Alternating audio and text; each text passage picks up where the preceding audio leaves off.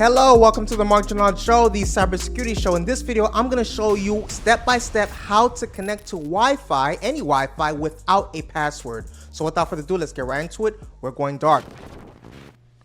There are a few methods to connect to Wi-Fi without entering a password. Even though most require some form of access or permissions. So let's get to it, right? So number one, use WPS, which is the Wi-Fi protected setup. If the router has a WPS button, you can press it and then select the WPS option on your device to connect without entering a password. This typically works within a 30-second window after pressing the button on your router. Number two, use DDP, which is Device Provisioning Protocol, with a QR code. For Android 10 plus devices and newer Android devices, you can generate a QR code for your network that others can scan to connect. To do this, you're going to want to, on the device connected to the Wi-Fi, go to Settings, Network and Internet, then Wi-Fi. Select your connected network and look for a Share option. This will display a QR code others can scan to join. Number three, guest mode. Many routers offer a guest mode that allows visitors to connect without the main password. This is often used in public spaces like malls. Number four, use a browser-based login. Some public networks allow you to connect by opening a web browser and agreeing to terms on a captive porter page. It's important to note that connecting to unsecure networks carries security risk. Always prioritize connecting to secure, password-protected networks when possible. If you must use an unsecure network, take precautions like using a VPN and being cautious about what information you share. Also, be aware that attempting to access Wi-Fi networks without permission may be illegal in some jurisdictions. These methods should only be used for networks you have permission to access. Please take a moment to hit the subscribe button and the like button. Please take a moment to hit the subscribe button and the like button. Are there any security risks with using WPS to connect to Wi-Fi? Yes. There are significant security risks associated with using Wi-Fi protected setup, the WPS, to connect to Wi-Fi networks. Number one, vulnerability to brute force attacks, right? The 8-digit WPS pin is susceptible to brute force attacks, which can allow attackers to guess the pin and gain unauthorized access to the network in as little as 4 to 10 hours. Number two, weak security compared to WPA/WPA2, right? WPS pins are less secure than traditional WPA/WPA2 passwords because they don't use letters, special characters, or longer lengths. Number three, physical access risk, right? For routers with WPS push buttons, anyone with physical access to the router can potentially connect to the network without knowing the password. So number four, potential for network compromise. If an attacker successfully exploits WPS, they can gain full access to the network, potentially compromising connected devices and monitoring internet traffic. Number five, widespread vulnerability. Many routers, especially consumer-grade ones, have WPS enabled by default, making millions of devices potentially vulnerable. Number six, difficulty in disabling.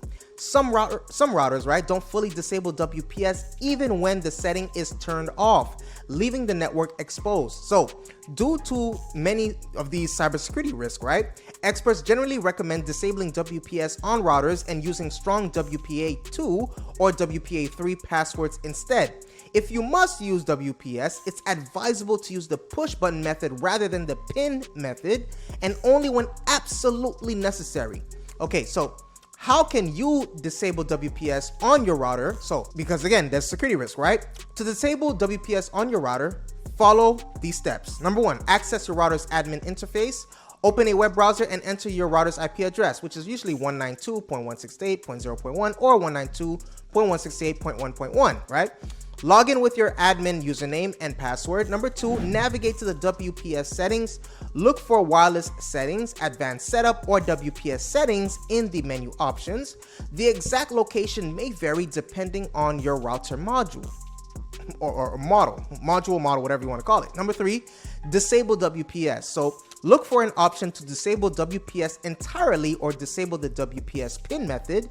If there's no disable WPS option, uncheck enable router's pin or similar.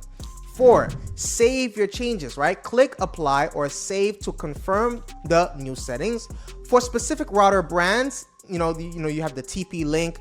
You're going to want to go to Advanced, System Tools, System Parameters, scroll down to find WPS settings. For Netgear, navigate to Advanced Setup, Wireless Settings. And then for ASUS, you're going to want to type 192.168.1.1 in a browser, then look for WPS settings.